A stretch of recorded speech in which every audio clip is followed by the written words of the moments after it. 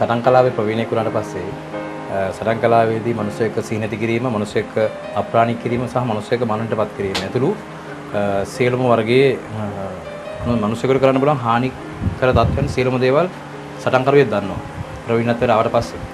එතකොට ඒකෙදී ඒක දැන් සටන් කලාවට භාවිතා කරන උපකරණ සහ සටන් කලාවට භාවිතා කරන සියලුම ගැටක්‍රම සහ නිල සාක්ෂියන් ප්‍රතිකාර සඳහා යොදාගෙන තියෙන දැනට මම විතරයි.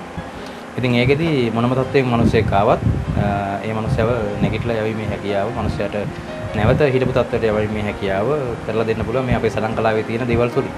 කාලයක් තිස්සේ සටන් කලාව හරි විදිහට හදාarලා අපේ පාරම්පරික නීතියට යටත් වෙලා අපේ නෑයකුන්ට මහසෙන් දෙයියන්ට රාවණා දෙයියන්ට සහ කළුබණ්ණාර දෙයියන්ට වෙනුම් විදුම් හරියාකාරව කරලා ඒ විදිහට හරි විදිහට ශාස්ත්‍රය ඉගෙන ගත්තොත් තමයි ඉතින් ඒ විදිහේ වැඩ කරන්න පුළුවන් වෙන්නේ වැඩකාරයෙක් වෙන්න පුළුවන් වෙන්නේ.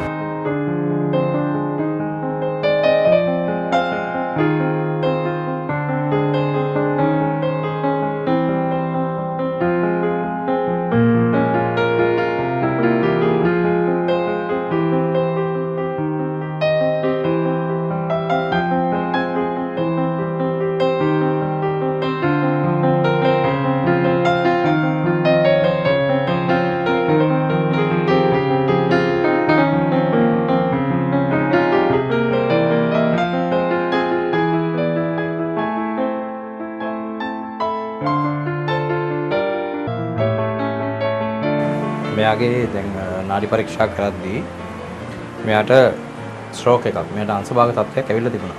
ඊට අමතරව මෙයාගේ බෙල්ලේ කසේරුකාව ආශ්‍රිතව ස්නායු වල තදවීමක්, සුසුම්නාව තදවීමක්, ඊට අමතරව මෙයාගේ තුනටි ප්‍රදේශයෙන් තදවීමක්, ඊට අමතරව ඇවිදීමට අපහසු ගතිය, ඊළඟට මෙයාගේ සියලුම මෙයාගේ මේ ජොයින්ට් වල ශක්තිමත් බව අඩු ගතිය අන්න ඒ ටික තමයි මෙයාගේ තිබුණේ.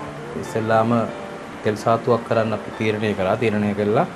දැන් මෙයාගේ ඇඟේ පතේ තියෙන හිරි වැටීම අඩු කරන්න තමයි දැන් මේ ප්‍රතිකාර ටික කරන්නේ. ඊට අමතරව මෙයාට බොණ්ඩ බෙහෙත් ඖෂධ දුන්නා. ඊට අමතරව කැඳ වර්ග සහ කසාය වර්ග දුන්නා. ආහාර වලින් පිළිපැදින්න ඕන දේවල් ටික කියලා දුන්නා.